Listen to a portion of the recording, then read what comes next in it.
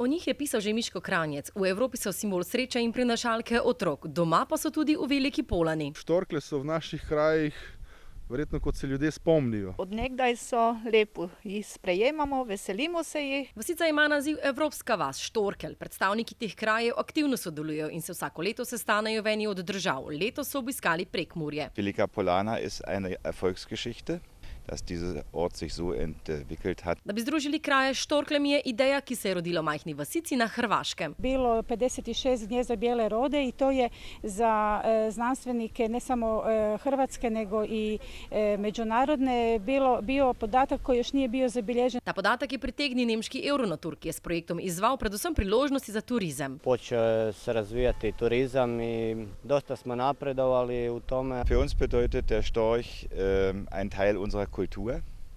Wir haben mit dem Storch Tourismus installiert. Tourismus bedeutet wiederum Arbeitsplätze, auch für die jungen Leute in unserem Ort. Štorklje privabljajo tuje goste, a le čez poletje. Te dni se namreč selijo. Ravno danes so začele štorklje zbirati, se po mojem pogovarjati, da bodo krenile v Afriko. Štorklje se bodo na pomlad vrnile v Prekmurje. Predstavniki evropskih vasi Štorkelj pa se bodo drugo leto srečali spet v Španiji.